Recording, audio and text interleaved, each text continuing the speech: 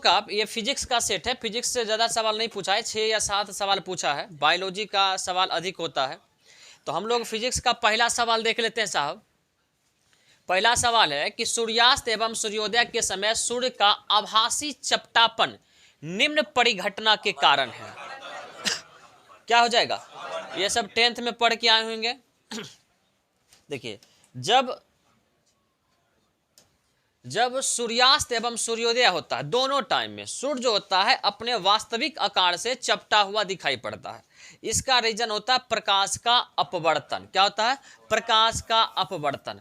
प्रकाश का अपवर्तन किसे कहेंगे? देखिए, जब प्रकाश ना एक माध्यम से दूसरे माध्यम में जाती है तो ये क्या करती है कि अपने पथ से विचलित हो जाती है, मुड़ जाती है, ठीक है ना।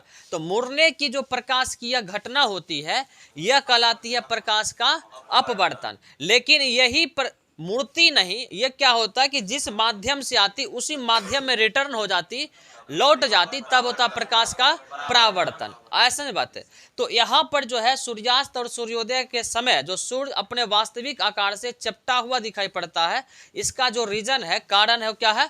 प्रकाश का अपवर्तन है। तो इसका मतलब अभी पूछा है सूर्य एवं सूर्योदय के समय सूर्य का आभासी चपटापन होना। आभासी मतलब समझते हैं? काल्पनिक, वास्तविक में होता नहीं है लेकिन काल्पनिक रूप से ऐसा दिखता है।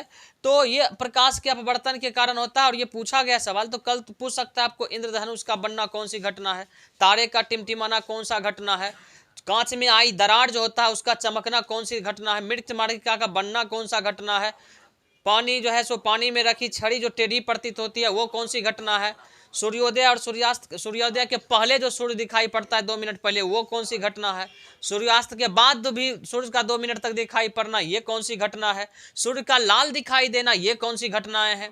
ठीक है साहब। तो इस तरह से सवाल यहाँ से आपसे पूछा जा सकता है। थोड़ा सा हम लोग देख लेते हैं कि और भी प्रकाश से संबंधित जो घटनाएं हैं वो कौन कौन से हैं।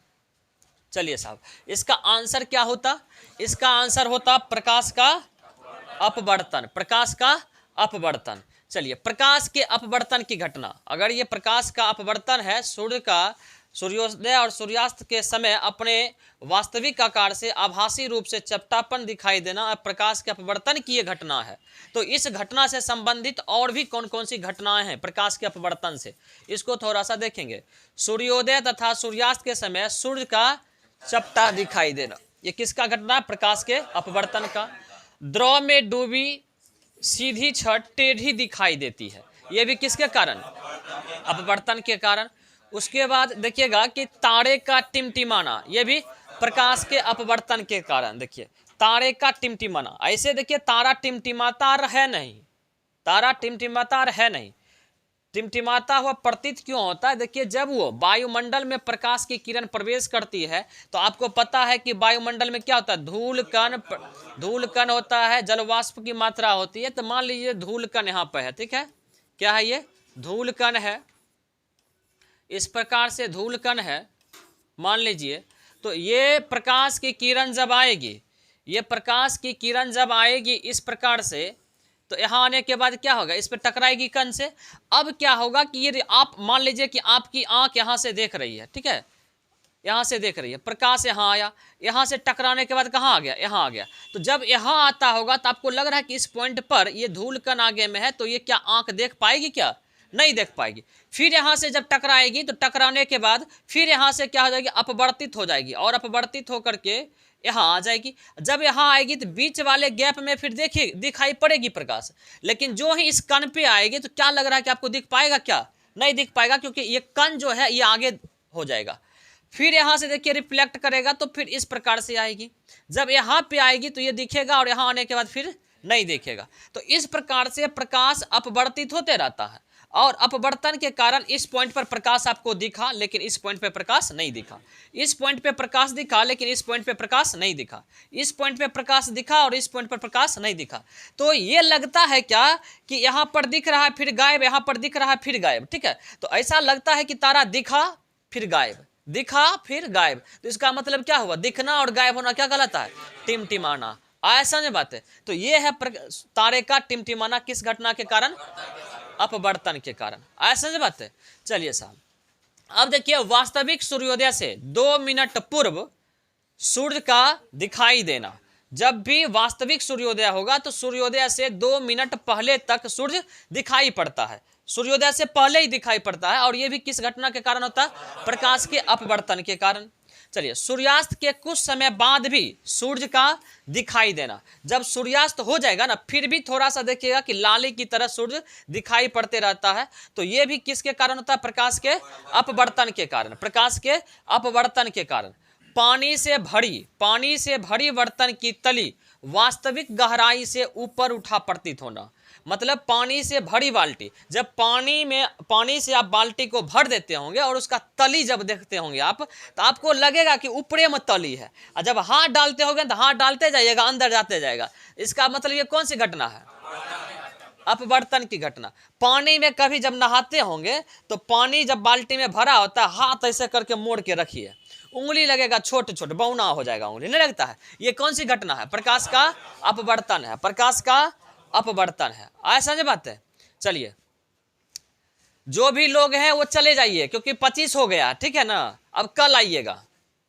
चलिए साहब, टाइम का बिल्कुल सब लोग ये रखिए, कोई भी होंगे। हम 10 के बाद 11 में, चाहे आप सीढ़ी पर भी रहिएगा ना 11 में, आपको इन नहीं करने देंगे, ठीक है? जब तक आप टाइम को मैनेज नहीं करिएगा, डिसिप्लिन में रहिएगा, तो आप अधिकारी भी बेहतर बन पाइएगा। ढकलोल अधिकारी बनिएगा, जाने कितनों बजे जाइएगा, अड़ के कितनों बजे। तेहने अधिकारी हम तैयार करें क्या? हाँ, टाइम रहेगा 6 बजे, आइएगा 6:30 बजे। हम तो कहते 7 बजे के बाद ही आइए, बढ़िया रहेगा। चलिए, ये क्लियर है ना साहब? चलिए, उसके बाद देखिएगा ये हो गया प्रकाश के अपवर्तन के कारण। उसके बाद देखिए पूर्ण आंतरिक परावर्तन की घटना। पूर्ण आंतरिक परावर्तन की घटना। कोई भी व्यक्ति हम पर आरोप भी लगाएगा, नहीं, हाँ, कोई भी व्यक्ति आरोप लगाएगा कि सर पैसा लेकर के गेट लॉक कर देते। हम तो बताए हैं टाइम 6 बजे, 6 बजे टाइम बताए हैं। ऐसा है कि हम 6:30 बताए हैं? नहीं बताए हैं। 6 का मतलब 5:55, ये याद रखिए। 6 का मतलब 5:55। आपसे संभव है तो आइए, नहीं तो आपका स्वागत है जो दिए हैं। क्या बोले? 6:10 में हम क्या बोले कि 6 बजे टाइम है, 6:10 में क्लास स्टार्ट हो जाएगा। हम इन किए कि नहीं? 6:10 में इन कर गए ना हम।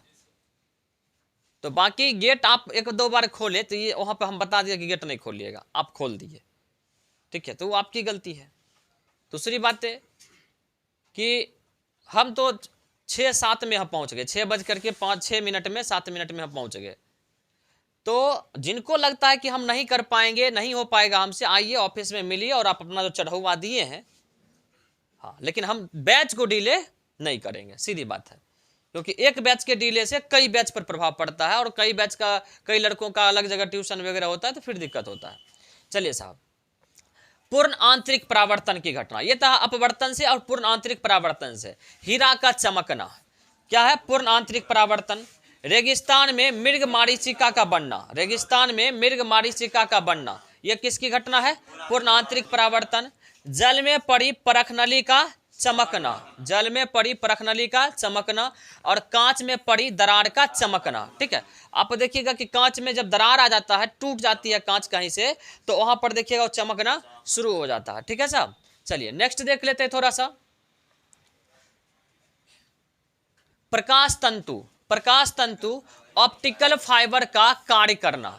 ऑप्टिकल फाइबर जो काम करता है किस पर करता है? पूर्ण आंतरिक परावर्तन के सिद्धांत पे काम करता है। इस बात को याद रखिएगा साहब, ये सवाल भी कई बार पूछा गया है।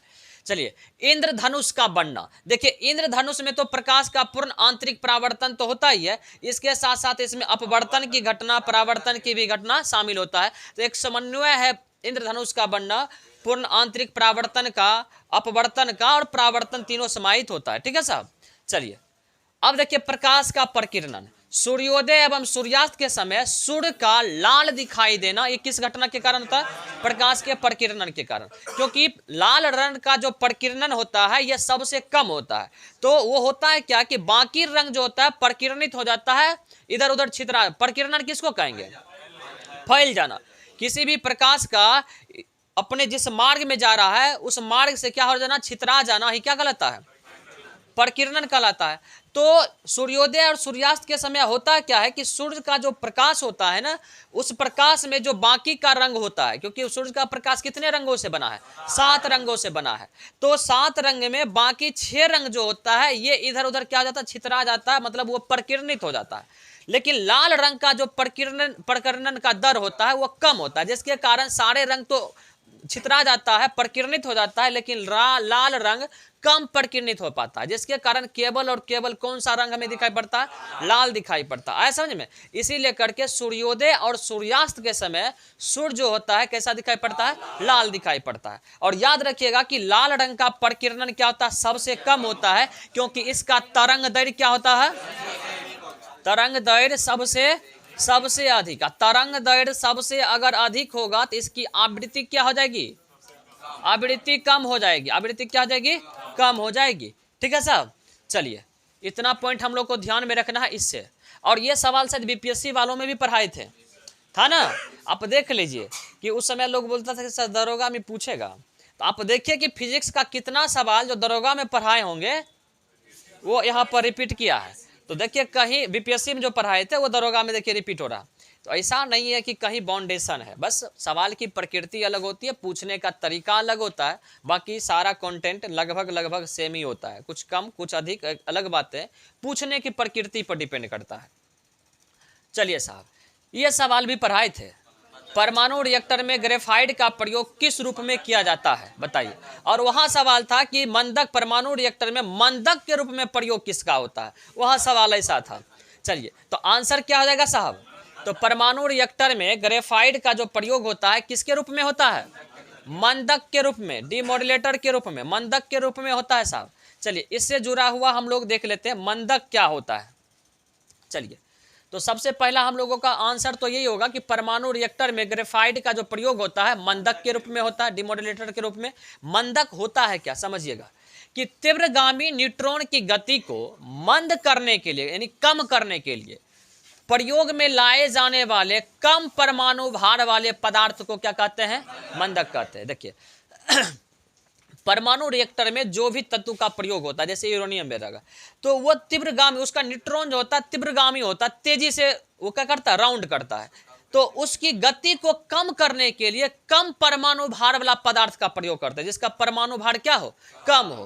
तो वैसे तत्व को, वैसे पदार्थों का प्रयोग करते हैं ताकि उसकी गति को क्या कर दे, वो कम कर दे। तो इसे हम बोलते हैं मंदक, उस पदार्थ को क्या बोलेंगे, मंदक। ऐसा समझ बात है।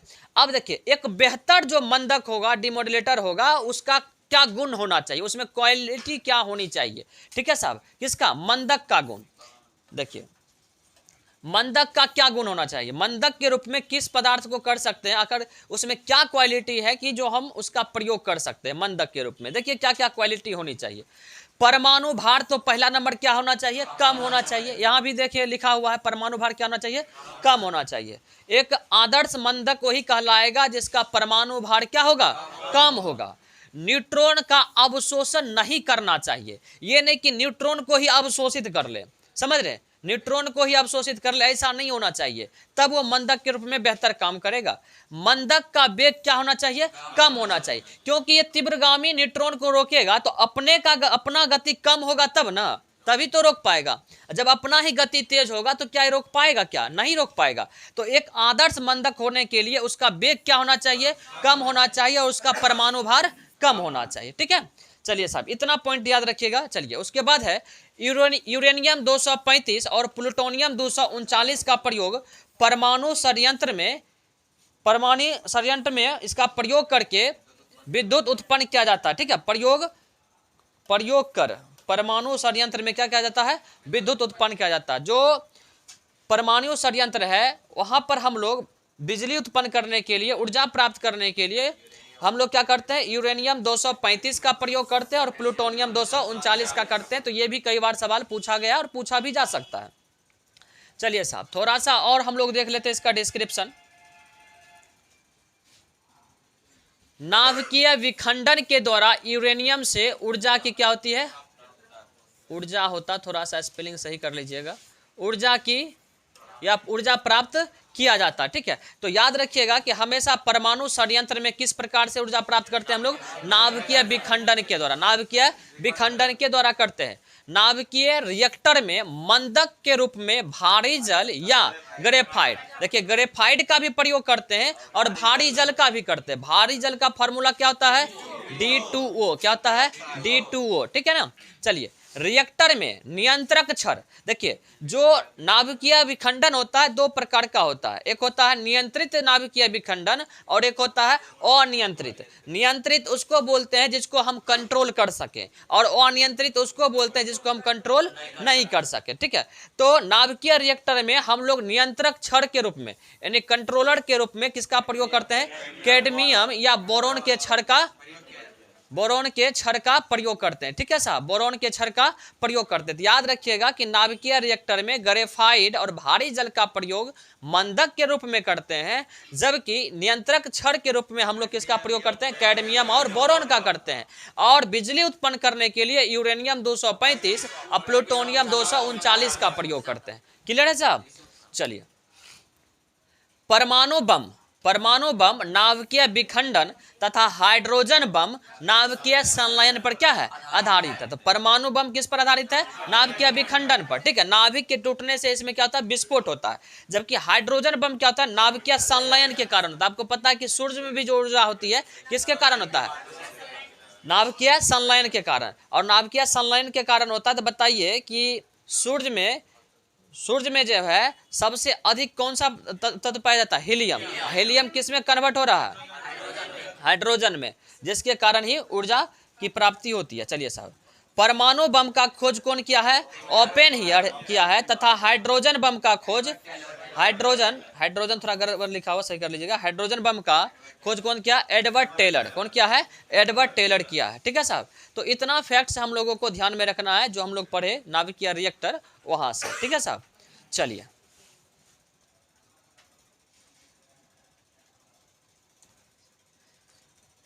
अगला है अनुचुंबकत्व पदार्थ है। इसका आंसर क्या होगा?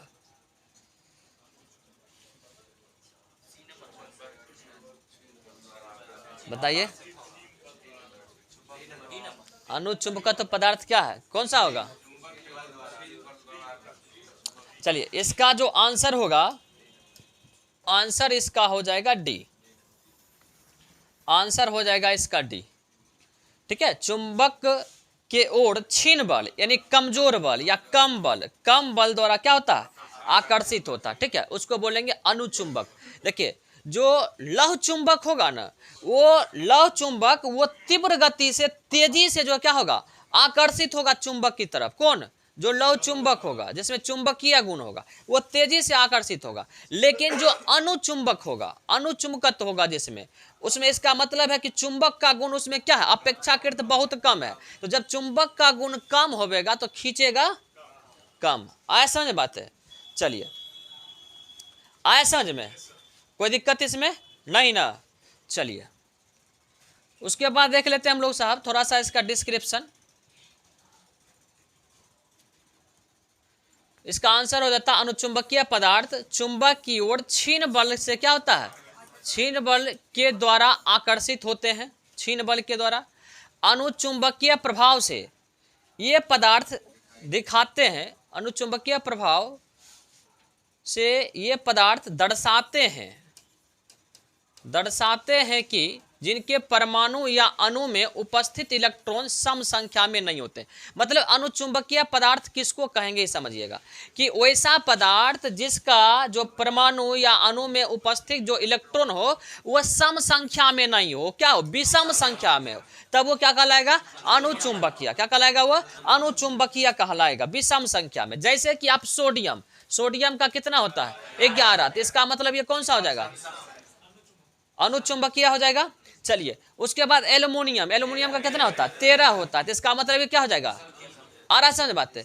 तो इसमें क्या होना चाहिए, इलेक्ट्रॉन की संख्या विषम होना चाहिए, सम नहीं होना चाहिए। चलिए, अनुचुंबकीय पदार्थ की चुंबकीय प्रवृत्ति क्या होती है, धनात्मक होती है, हमेशा क्या होगी, धनात्मक होगी, इसकी ऋणात्मक नहीं होगी। इसलिए नहीं होगी, प्रतिचुंबकीय की ऋणात्मक होगी, इसलिए इसकी चुंबकीय प्रवृत्ति धनात्मक होगी कि थोड़ा बहुत ही आकर्षित करता है, लेकिन आकर्षित तो करता है ना, तो इसका मतलब क्या होगा, पॉजिटिव होगा। आए समझ में, है कि नहीं। जैसे कम सुंदर लड़की रहेगी, आकर्षित करती है लेकिन थोड़ा कम करे, कम लड़का को करे लेकिन करती जरूर है। तो कम सुंदर लड़की रहे तो इसका मतलब समझना है अनुचुंबकीय है, और बहुत ज्यादा सुंदर रहे तब क्या, बकलोले है, लचुंबकीय है। समझ रहे हैं ना, लड़का को आकर्षित कौन करेगी, जो सुंदर खूब लड़की रहेगी वो अधिक लड़का को आकर्षित करेगी, तो इसका मतलब वो क्या हुआ, लचुंबकीय। और तनी कम सुंदर रहेगी तो आया समझ में, अनुचुंबकीय। और लड़के लड़के रहे तो प्रतिचुंबकीय, खिंचबे न करेगा। आया समझ में, आकर्षित होबे न करेगा। आया समझ बात है। चलिए साहब, तो याद रखना, अनुचुंबकीय पदार्थ की चुंबकीय प्रकृति क्या होती है, धनात्मक होती है, ये पॉजिटिव होगा। कम आकर्षण, कम चुंबकीय बल से खींचेगा लेकिन खींचता जरूर है, आकर्षित जरूर करता है। आ रहा समझ बात है। चलिए साहब, अनुचुंबकीय पदार्थ में आकर्षण क्या होता है, कम होता है। ठीक है ना, बात बोल दी है, आकर्षण क्या होता है, कम होता है। चलिए, अनुचुंबकीय पदार्थ ठोस, द्रव एवं गैस अवस्था में पाया जाता है, तीनों अवस्था में पाया जाएगा ये। ठीक है, जैसे कि आपका एल्युमिनियम क्या होना चाहिए, विषम में होना चाहिए। क्या होना चाहिए, विषम में। आया समझ में, क्या होना चाहिए, अनुचुंबकीय पदार्थ में क्या होना चाहिए, विषम में होना चाहिए। सम में अगर जोड़ा लग गया तो फिर दिक्कत है, जोड़ा हो गया तो आकर्षण होगा साहब, नहीं होगा, बिना जोड़ा वाला में आकर्षण होगा। क्या अंकज सही है ना, कि जोड़ा लगलो पर आप आकर्षित हो जाते हैं। चलिए, Na इसका कितना है, 11, देख लीजिए। पोटेशियम कितना है, 19। तो सीधा बात है, जो विषम में हो वो क्या होगा, अनुचुंबकीय, सम नहीं होना चाहिए, जोड़ा में नहीं होना चाहिए। आया समझ बात है। चलिए साहब, अब चलिए प्रतिचुंबकीय। प्रतिचुंबकीय पदार्थ में मंद विकर्षण होता है, या आकर्षण नहीं होता है, विकर्षण होता है, धीरे धीरे विकर्षण होता है। आया समझ बात है। अब ऐसा थोड़ा है कि लड़का अगर लड़का है तो फटम फटी करना शुरू कर देगा, ऐसा थोड़े, आकर्षण नहीं होगा, खाएगा पिएगा साथ में रहेगा, वो अलग बातें हैं। ठीक है, लेकिन कभी भी अटैचमेंट वैसा नहीं होगा जैसे विपरीत प्रकृति में होती है। आया समझ बात है, वही बात है। तो क्या होगा, दोनों में मंद विकर्षण होगा। आ रहा समझ में, जबकि अनुचुंबकीय में क्या हो रहा था, मंद आकर्षण हो रहा था, और इसमें क्या होगा, मंद विकर्षण होगा। और लव चुंबकीय में क्या होगा, तीव्र आकर्षण। क्या होगा, तीव्र आकर्षण। क्लियर हो गया साहब, कोई डाउट इसमें नहीं ना। चलिए साहब, अच्छा ये चुंबक की बात आई, बताइए चुंबक में कितने ध्रुव, 2 ध्रुव। एक को बोलेंगे उत्तरी ध्रुव और एक को बोलेंगे दक्षिणी ध्रुव, यही ना, दक्षिणी ध्रुव। और आपको पता है कि सेम ध्रुव हो, अगर समान ध्रुव हो तब क्या होगा, समान ध्रुव में क्या होगा, विकर्षण। समान ध्रुव यानी दक्षिणी ध्रुव। कभी कभी चुंबक को सटाते होंगे ना, ऐसे करके लाते होंगे ना, तो आप नजदीक लाते हैं, वो ठेलता, हट हट, समझ रहे, हटाएगा, हटा, कहाँ से हटा रहा है, समझ में। तो आ रहा समझ बात है। तो वही बात है कि समान जब रहेगा तब क्या होगा, विकर्षण। क्या हो जाएगा, विकर्षण हो जाएगा। जैसे कि मान लीजिए कि कोई लड़का आता है लेट से, अब बोले तनी बैठा लीजिए ना, जगह कहाँ, बैठ लीजिए, लेट कह लेता, हट, समझ रहे। और यही कोई लड़की आएगी तो तनिक हटिएगा, हटेंगे, बेंच सब खाली कर, बेंच खाली कर, हाँ सुत जाइए, इसी पर सुत जाइए आप। हाँ तो समझ रहे, ऐसा में बात है, आ रहा समझ बात। तो लड़का था और यहाँ लड़का बैठल है, तो क्या था, सेम सेम। और सेम में क्या हो गया, हट नया जगह, पहले कहे ना आया था, समझ रहे बात को। और यही लड़की आ गई तो सब जब बगलों में बैठल और निकल रहे सब, यहाँ पर घोलटेगी, तोरे राज है यहाँ पर। आया समझ में, आ रहा समझ बात है। तो लड़की थी तो अलग अलग ध्रुव था, क्या था, अलग अलग ध्रुव था, तो क्या हो गया, आकर्षण। और लड़का लड़के आ गया, विकर्षण। तो सेम में विकर्षण, अलग अलग में आकर्षण। ऐसा नहीं बात है। चलिए साहब, अब देखिए प्रतिचुंबकीय पदार्थ का जो एग्जाम्पल है, याद रखिएगा, सोना, चांदी, हीरा, तांबा और जल। ठीक है साहब, ये सारे क्या हो जाएगा आपका, प्रतिचुंबकीय। क्लियर हो गया ना। चलिए साहब,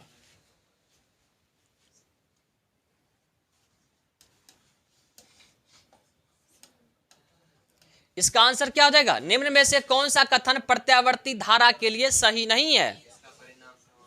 बताइए। चलिए बताइएगा। इसका आंसर हो जाएगा सी। इसका आंसर हो जाएगा सी। आंसर हो जाएगा सी। क्यों साहब? क्योंकि प्रत्यावर्ती धारा आपको पता है कि लंबी दूरी तक संचारित किया जा सकता है। मतलब प्रत्यावर्ती धारा को जहां मन तहां लेके जा सकते हैं, उसमें उसके मान में कोई परिवर्तन नहीं होगा। लेकिन आप देखिएगा कि दिष्ट धारा में अगर तार बहुत दूर तक लेके चल जाइए तो पता चलेगा वोल्टेज में क्या हो जाएगा, कम हो जाएगा। कहते हैं वोल्टेज कम हो गया, तो उसी तरह से वही काम हो जाएगा साहब।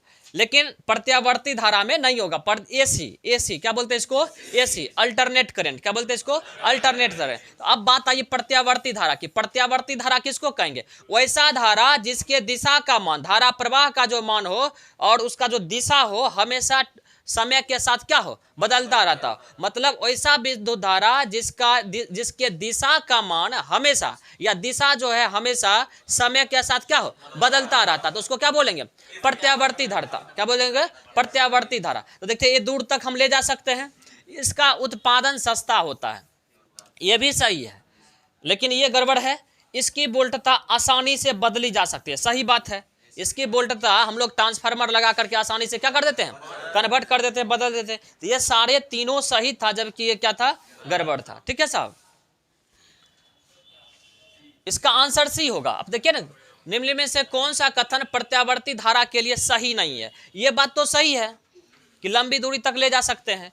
इसका उत्पादन सस्ता होता है, ये भी सही है। और इसकी वोल्टता आसानी से हम लोग ट्रांसफार्मर से क्या कर देते हैं, चेंज कर देते हैं, बदल देते हैं, ये भी सही है। लेकिन इसका परिमाण समान होता है, ऐसा नहीं है। ऐसा है कि सब जो प्रत्यावर्ती धारा 11,000 वोल्ट का होगा या 220 वोल्ट का होगा, ऐसा है क्या? इसको हम बदल सकते हैं, कन्वर्ट कर सकते हैं, अलग अलग परिमाण होगा इसका, हो सकता है ना। इसीलिए ये बोलता है कि सामान्य होता है। सही बात बोला क्या? नहीं बोला, नहीं, झूठ बात है। इसीलिए करके आंसर क्या होगा, ये होगा। आया समझ बात है? चलिए साहब नेक्स्ट देख लेते हैं। इसका परिमाण क्या होता है, समान होता है। ये आंसर होता है इसका, क्योंकि इसका समान नहीं होता है, बदल सकता है। प्रत्यावर्ती धारा का क्या क्या गुण होता है, थोड़ा इसका लक्षण कुलक्षण देख लेते हैं। चलिए एकरा में कौन कौन लक्षण धर ले देख लीजिए। ये लंबी दूरी तक क्या हो सकता है, संचरित हो सकता है। इसे दिष्ट धारा में बदला जा सकता है। प्रत्यावर्ती धारा की दिशा हमेशा क्या होती है, बदलती रहती है। ठीक है साहब, इसका उत्पादन क्या होता है, सस्ता होता है। इसका उत्पादन सस्ता होता है। प्रत्यावर्ती धारा की वोल्टता आसानी से बदली जाती है। प्रत्यावर्ती धारा की वोल्टता आसानी से बदली जाती है। और घरों में प्रयोग होने वाली प्रत्यावर्ती धारा की वोल्टता कितनी होती है, 220 वोल्ट। और इसकी आवृत्ति कितनी होती है, 50 हर्ट्ज। क्या होता है, 50 हर्ट्ज। ये भी सवाल कई बार साहब पूछा गया है। ठीक है ना साहब, इसको ध्यान में रखिएगा। और प्रत्यावर्ती धारा क्या होता है, अधिक खतरनाक। प्रत्यावर्ती धारा क्या होता है, अधिक खतरनाक। आया समझ बात है? चलिए ये समझ में आ गया ना साहब, कोई डाउट इसमें नहीं ना? तो सब गुण जो है हमको लगता है कि लड़की वाला एकरा मिल रहा है। प्रत्यावर्ती धारा को नहीं बुझा रहा है, बुझा रहा है ना? देख रहे हैं कि इसका दिशा हमेशा बदलते रहता है। गलत बोले क्या? उसके बाद देखिए इसका उत्पादन क्या होता है, सस्ता होता है। दो गो बात बढ़िया से उसको लगा के बोल दीजिए, बड़ाई कर दीजिए, आसानी से सस्ता में क्या हो जाएगी, फुसल जाएगी। सही है ना, बात बोल दिए है। चलिए देख, आपको नहीं लग रहा है? हाँ क्या बोले, गुस्सा हो साहब? नहीं, आपको पता है गर्ल्स का फुल फॉर्म नहीं जानते हैं? जी मतलब GIRL बोल दे क्या? जी से क्या होता है? नहीं बोलेंगे, सब रूस जाएगी, नहीं बोलेंगे। बोल दें, जी मतलब होता है, भूल गए क्या? लगता है गप सप में सबसे आगे। आई मतलब इनोसेंट, केवल माँ बाप के आगे। आर मतलब रोनेट की ऑटोमेटिक मशीन, तुरंत करना शुरू कर दे। दो बात बोल दीजिए ना। और एल मतलब लड़ाई में सबकी अम्मा। एक भी बात बोल दीजिए ना, इतना गुस्सा आ जाएगी मत पूछिए। चलिए दिष्ट धारा देख लीजिए, ये लड़का का गुण होता है, ये लड़का का गुण होता है। इसकी धारा की प्रवाह हमेशा एक ही दिशा में बहता है, समझ रहा है। जरा पीछा पड़ गया तो हाथ धो के परले रह जाएगा, एक दिशा में रहेगा। अरे बकुलबा कहीं का कोनो दिन मुंह धो के आ गए, दिशा तुरंत बदल लेगा। सही बात है ना। तो दिष्ट धारा का प्रयोग इलेक्ट्रॉनिक उपकरण, हाथ घड़ी, आर्क वेल्डिंग एवं इलेक्ट्रोप्लेटिंग में किया जाता है। ठीक है सब, इसका प्रयोग है। चलिए नेक्स्ट देख लेते हैं हम लोग। देखिए, किसी अर्धचालक का ताप बढ़ने पर इसकी प्रतिरोधकता है। ये बीपीएससी में बताए थे क्या? बीपीएससी के फिजिक्स का पहला सवाल है ये, बीपीएससी वाले सेट में जो करवाए थे साहब। चलिए तो इसका आंसर क्या हो जाएगा? घटती है। क्या हो जाएगा? घटती है। अब देखिए थोड़ा सा इसको देख लेते हैं, डिस्क्रिप्शन क्या है। देखिए इसका आंसर होता घटती है। किसका? अर्धचालक का। याद रखिएगा अर्धचालक। अर्धचालक किसको बोलेंगे? जिसमें चालक और अर्धचालक और कुचालक दोनों का गुण हो तो उसको क्या बोलेंगे हम लोग? अर्धचालक। देखिए ताप बढ़ने पर अर्धचालक की प्रतिरोध क्या जाती है? घट जाती है, जबकि इसकी चालकता क्या होती है? बढ़ जाती है। दोनों अलग अलग गुण है साहब। चालकता अगर बढ़ेगी, दोनों देखिए एक दूसरे का विपरीत होता है। अगर प्रतिरोध घटेगा तो चालकता क्या हो जाएगा? बढ़ जाएगा। चालकता क्या हो जाएगा? बढ़ जाएगा। अगर चालकता घटेगा तो प्रतिरोध क्या हो जाएगा? बढ़ जाएगा। ऐसा बात है, कोई डाउट इसमें नहीं ना। चलिए देखिए इसमें जो एग्जाम्पल है आपका ये अर्धचालक का, ये है आपका सिलिकॉन, जर्मेनियम, कैडमियम, सल्फाइड, गैलेनियम और ये सभी क्या है? अर्धचालक है। कई बार पूछ देता है कि निम्नलिखित में से कौन अर्धचालक है। इस तरह से सवाल ऑप्शन में देता है और ये सारे तत्व दे देते हैं, तो आपको ध्यान में रखना है साहब। चलिए अब देखते हैं हम लोग कि अधातु का प्रतिरोध ताप बढ़ने पर क्या होता है? घटता है। ताप अगर बढ़ेगा तो अधातु का भी प्रतिरोध क्या हो जाएगा? घट जाएगा। तो अर्धचालक का और आप देखिए अधातु का, दोनों का गुण क्या है? सेम है। प्रतिरोध जो ही ताप बढ़ेगा तो प्रतिरोध क्या हो जाएगा? घट जाएगा। लेकिन धातु का गुण ऐसा नहीं होता है। धातु का गुण क्या होता है? धातु का गुण कि ताप बढ़ने पर प्रतिरोध भी क्या जाता है? बढ़ जाता है। ताप बढ़ने पर प्रतिरोध क्या जाता है? बढ़ जाता है। ठीक है साहब। अब देखिए चालक तार का प्रतिरोध किन किन बातों पर निर्भर करता है? यह हम लोग 10वां वगैरह में पढ़ते थे कि चालक तार का प्रतिरोध किन किन बातों पर निर्भर करता है। देखिएगा, चालक तार के लंबाई के समानुपाती होता है। चालक तार के लंबाई के समानुपाती होता है। देखिए प्रतिरोध किसको कहते हैं जानते हैं? प्रतिरोध किसको कहेंगे? देखिए कोई भी पदार्थ या कोई भी वस्तु अपने अंदर जो प्रवाहित होने वाला धारा होगा ना, विद्युत धारा, उसका अगर विरोध करेंगे, जो विरोध करता है, तो विरोध करने का यही गुण जो है क्या कहलाता है? प्रतिरोध कहलाता है। ऐसा नहीं बात है कि कोई भी पदार्थ हो उसमें अगर करंट सटाएंगे ना तो उसका विरोध करेगा, और विरोध करने का यही गुण क्या होगा? प्रतिरोध। जैसे कि एक तार खींच करके आपको बोलेंगे तनी बीके सटा दें, तो आपको कैसा बुझाएगा? बढ़िया फील होगा। आप विरोध करिएगा, नहीं सर नहीं सटाइए, ना उछलने लगेंगे, आए समझ, उछलने लगेंगे, आए समझ में। तो आप जो बोल रहे हैं कि सर नहीं सटाइए, तो यही नहीं सटाना की जो भावना है आपका, यही क्या कहलाता है? प्रतिरोध। ऐसा नहीं बात है, सीधी बात है कि विद्युत धारा का विरोध करना ही क्या कहलाता है? कोई भी चीज है वो विद्युत धारा चाहेगा कि हम सटाए? कोई भी नहीं।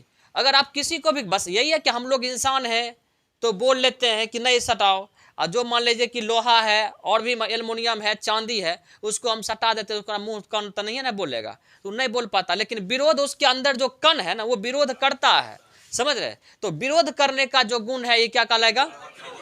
ऐसा समझ बात है।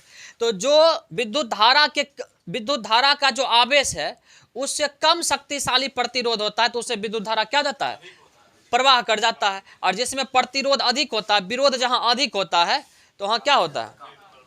वहां पर विद्युत धारा प्रवाहित नहीं होगा। चलिए, तो चालक तार के लंबाई के समानुपाती होता है कि तार जितना लंबा लेंगे, देखिए तार होगा तो इसमें क्या होगा? प्रतिरोध होगा, छोटा छोटा कण होगा, ये क्या करेगा? विरोध करेगा ना। तो तार मान लीजिए इतना को टुकड़ा ले लिए, तो इसमें प्रतिरोध देखिए कितना हो गया? कम हो गया। और तार इतना बड़ा ले लिए तो देखिए प्रतिरोध क्या हो गया? अधिक हो गया ना, तो इसका मतलब क्या हुआ कि तार की लंबाई को जो जो बढ़ाएंगे तो प्रतिरोध क्या होगा, बढ़ेगा। ऐसा नहीं बात है, इसीलिए इसको क्या बोलते हैं, समानुपाती होता है। समान अनुपात में क्या होगा, बढ़ेगा।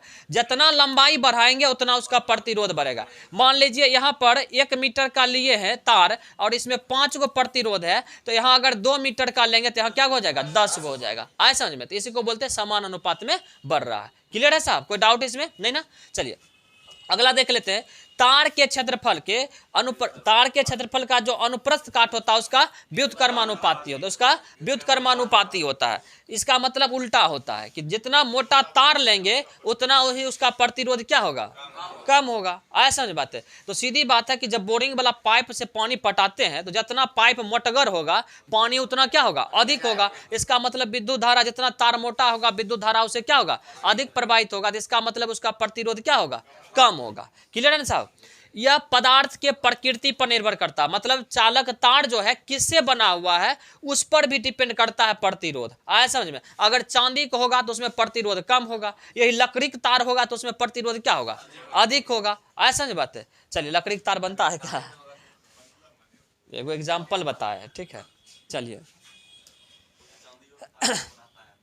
प्रतिरोध का एसआई मात्रक क्या होता है, ओम। प्रतिरोध का एसआई मात्रक ओम होता है। प्रतिरोध को परिपथ में, श्रेणी क्रम में और समांतर क्रम में जोड़ा जाता है। प्रतिरोध को चाहे तो हम लोग श्रेणी क्रम में जोड़ सकते हैं, चाहे तो समांतर क्रम में जोड़ सकते हैं। श्रेणी क्रम में किसको बोलेंगे, जब पहला प्रतिरोध का दूसरा छोर और दूसरे प्रतिरोध का पहला छोर, दूसरे प्रतिरोध का पहला छोर और दूसरे प्रतिरोध का दूसरा छोर और तीसरे प्रतिरोध का पहला छोर जुड़ा हुआ हो तो उसको क्या बोलेंगे।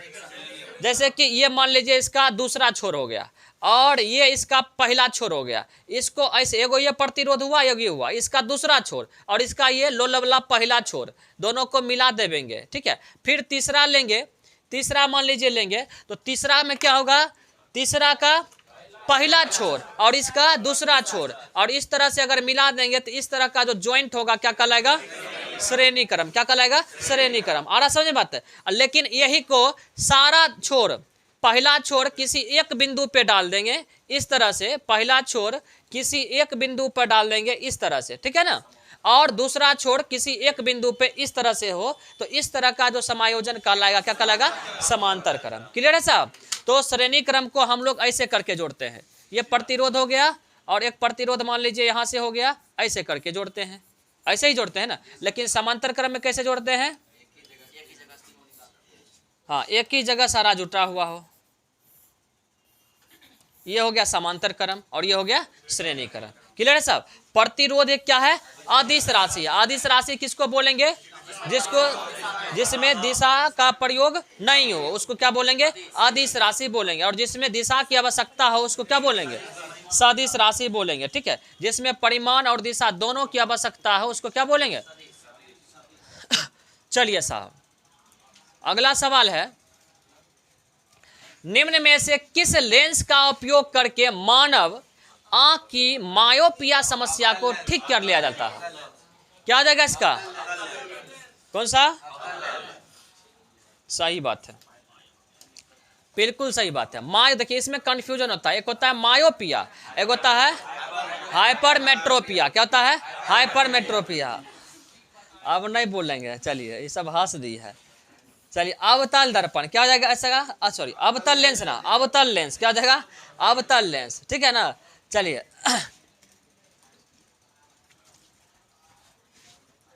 चलिए अवतल लेंस, ठीक है ना, आंसर हो जाएगा निकट दृष्टि दोष। मायोपिया को क्या बोलते हैं, निकट दृष्टि दोष। क्लियर है, निकट दृष्टि दोष बोलते हैं। निकट दृष्टि दोष में क्या होता है कि निकट की वस्तु जे दोष धरले होगा ना वही वस्तु दिखाई पड़ेगा, बगल दूर का वस्तु दिखाई नहीं पड़ेगा। जैसे निकट दृष्टि दोष है ना, तो निकट का वस्तु जो है लौकेगा लेकिन दूर का वस्तु नहीं दिखेगा। ऐसा बात है, तो उसको बोलेंगे हम लोग निकट दृष्टि दोष या बोलेंगे मायोपिया। अब देखिए इसका कारण क्या होता है, मायोपिया क्यों हो जाता है, ठीक है ना। तो देखिए नेत्र गोलक की लंबाई बढ़ जाना, लेंस की फोकस दूरी घट जाना और प्रतिबिंब का रेटिना से आगे बन जाना। समझिएगा, मान लीजिए आपका जो नेत्र गोलक है इतना हुआ है, नेत्र गोलक आपका इतना बड़ा है और यहाँ पर लेंस लगा हुआ है। अब आपका नेत्र गोलक क्या होगा है, इतना बड़ा हो गया, आया समझ बात है। और यहाँ पर लेंस लगा हुआ है, ठीक है ना। अब यहाँ पर प्रकाश आता था तो इस तरह से यहाँ पर लेंस पर पड़ने का अपवर्तित होकर के यहाँ आ जाता था। यहाँ है रेटिना। आपको पता है कि किसी भी वस्तु का प्रतिबिंब आंख के किस भाग पे बनता है? रेटिना पे बनता है, रेटिना, ठीक है ना। किस पर बनता है? रेटिना पे बनता है। अब देखिए नेत्र गोलक आपका क्या हो गया? बड़ा हो गया। लेंस तो वही है। अब यहाँ पे आया प्रकाश, यहाँ पर आया प्रकाश, अपवर्तित हो गया और ये अपवर्तित होने के बाद यहाँ आके टकरा गया, इस तरह से आया और यहाँ आकर के टकरा गया। अब देखिए बनना था इसी सामने ना, ये सामना बनना था ना, कट गया यहीं, लेकिन आपका रेटिना कहाँ गया? आपका पर्दा, रेटिना जो होता पर्दा का काम करता, आ गया पीछे। अब बताइए पीछे आ गया तो क्या रेटिना पर प्रतिबिंब बना क्या? और आपको पता है कि हम तभी देख पाएंगे जब रेटिना पर प्रतिबिंब बने। अब बताइए कि नेत्र गोलक क्या हो जाएगा? बड़ा। नेत्र गोलक जो ही बड़ा हो जाएगा नेत्र गोलक, तो स्वाभाविक बात है फोकस दूरी इसकी क्या हो गई? घट गई। नेत्र गोलक जो ही हो जाएगा बड़ा तो इसकी फोकस दूरी क्या हो गई? घट गई ना साहब। और प्रतिबिंब क्या होगा? रेटिना से आगे बन जाना। देखिए रेटिना है यहाँ, रेटिना का आगे में बन गया कि नहीं होगा? बन गया। ऐसा नहीं बात है। देखते हैं कभी कभी क्रिकेट खेलते हैं तो जब कैच आता है तो आगे में ही गिर जाता है, तो कैच ले पाते हैं क्या? वही बात है इसमें, रेटिना से पहले ही गिर गया, कौन? प्रतिबिंब बन गया, जिसके कारण क्या हो गया? हम देख नहीं पाते वस्तु को। और कौन सा दोष धर लेता है? निकट दृष्टि दोष धर लेता है, ठीक है साहब। और इसके उपचार के लिए हम लोग क्या करते हैं? अवतल लेंस का प्रयोग करते हैं। किसका प्रयोग करते हैं? अवतल लेंस का। क्लियर है साहब? चलिए उसके बाद देखिए एक होता है दूरदृष्टि दोष, जिसको बोलते हैं हाइपरमेट्रोपिया। क्या बोलते हैं इसको? हाइपरमेट्रोपिया, ठीक है। दूर की वस्तु दिखाई देती है, इसमें दूर की वस्तु बताए ना, जो दोष धर ले रहेगा वही वस्तु दिखाई पड़ेगा, उसके अलावा दिखाई नहीं पड़ेगा। ऐसा नहीं बात है। जैसे कि कोई देखिएगा टीचर एना कर किताब लिख पड़ेगा, एना करके, समझ रहे? तो इसका मतलब कौन दोष धर लेगा? दूरदृष्टि। और किसी को देखेगा एना कर देखेगा तो इसका मतलब कौन दृष्टि? निकट दृष्टि। आए समझ में? क्योंकि उसको निकट में दिख रहा है। चलिए इसका कारण क्या होता है? नेत्र गोलक का छोटा हो जाना। अब देखिए आपका नॉर्मल साइज ये था, अब हो जाएगा इतनी गो, समझ रहे हैं? अब बताइए कि जब आएगा यहाँ से लेंस से टकराएगा प्रकाश तो कहाँ बन जाएगा? पीछे कटेगा ना। तो बताइए रेटिना कहाँ बन जाएगा? पीछे। तो इसका मतलब क्या हुआ? नेत्र गोलक हो जाएगा छोटा, तो फोकस दूरी क्या हो जाएगा? बढ़ जाएगा। और प्रतिबिंब कहाँ बन जाएगा? रेटिना के पीछे बनेगा, रेटिना के बाद बनेगा। ये सब इसका रीजन है। और इसके उपचार के लिए हम लोग कौन सा लेंस करते हैं? उत्तल लेंस का प्रयोग करते हैं, ठीक है साहब। इतना बात ध्यान में रखना है साहब। चलिए नेक्स्ट देख लेते हैं। जो ही पूछा दोष, सब दोष हम देख लेंगे, ठीक है। कौन कौन दोष आंख में धरले है सब देख लेंगे साहब। चलिए अब है जरा दृष्टि दोष, जिसको बोलते हैं प्रेस बायोपिया। क्या बोलते हैं? प्रेस बायोपिया। ये देखिए वृद्धावस्था में होता है, ठीक है। वृद्धावस्था में होता है और इसमें क्या होता है? ना दूर की वस्तु दिखाई पड़ती है और ना ही नजदीक की वस्तु दिखाई पड़ती है, दोनों वस्तु दिखाई नहीं पड़ती है। अब बताइए कि जब दोनों वस्तु नहीं दिखाई पड़ा तो एक तो मान लीजिए कि निकट दृष्टि दोष अगर है तो उसको अवतल लेंस दे देंगे। दूर दृष्टि हो गया तो उसको कौन सा दे देंगे? उत्तल लेंस दे देंगे। और जरा दोनों दोष धरले है, ये देखिएगा बूढ़ा लोग को होता है, तो उसको क्या करेंगे हम लोग? द्विफोक्सी लेंस, जिसको बोलते हैं उभयतल लेंस, या इसको बोलते हैं क्या बोलते हैं? Bifocal lens. क्या बोलते हैं इसको? बायफोकल। देखिएगा कि बूढ़ार के चश्मा में ना एगो ऐसे रहेगा और यहाँ पर भी एगो लेंस लगल रहेगा, एगो यहाँ पर लगल रहेगा। आए समझ में? मान लीजिए यहाँ पर है अवतल लगल, यहाँ है उत्तल लगल। निकट के देखना पड़ेगा ना, तब एना करके देखेगा, चश्मा देखिए एना करके देखेगा। और जब दूर के देखना होगा तो नीचा करके देखेगा आँख, समझ रहे? तो इसका मतलब क्या होगा? हमें दो गो लेंस लगल है। आए समझ में? द्विफोक्सी लेंस, एक ऊपर एक नीचे, तब वो कम कर रहा, नहीं तो फिर दिखबे नहीं करेगा, खदबे में कूद जाएगा बूढ़ा। चलिए अगला देखिएगा दृष्टि वैषम्य, या इसी को क्या बोलते हैं? अबिंदुकता। क्या बोलते हैं? अबिंदुकता। इसमें क्या होता है? ऊर्ध्वाधर और ऊर्ध्वाधर वस्तु और क्षैतिज वस्तु में अंतर ही नहीं वो पहचान पाता है। मतलब पता नहीं चलेगा कि कौन वस्तु खड़ा है और कौन वस्तु पड़ा है। आए समझ में? कौन वस्तु खड़ा है कौन वस्तु पड़ा है, पता नहीं चलेगा। समझ रहे बात को? अब जैसे कि ये धर लेगा ना अबिंदुकता, ये भी बुढ़ारी में धरता है। ऐसा बात है। ये जब हो जाएगा ना तो देखिएगा कि अगर रहेगा ये क्या कहते हैं, ये कोई पोल या बांस वगैरह ना अगर रहेगा नीचे में रखा हुआ तो उसको बुझाएगा रे खड़ा है, समझ रहे? और चलेगा साइड होकर के ऐसे करके, समझ रहे? अरे देखो टकरा जाएगा। और रहेगा खड़ा तो उसको लगा रहे सुतले है, कोई बात नहीं, निकल जाएगा टकरा जाएगा उस बस में। आए समझ में? तो ये दोष धर ले है। मतलब ना खड़ा में उसको अंतर पता चलेगा ना उसको परा में पता चलेगा। अगर आप खड़ा रहिएगा ना आप तो उसको लगा कि सुतल है, उठ रहे सुतल का है, उठ उठ उठ, समझ रहे हैं। और जब आप उठल रहिएगा, समझ रहे हैं, या सोए रहिएगा, तब आपको क्या कहेगा कि सुत जाओ ना।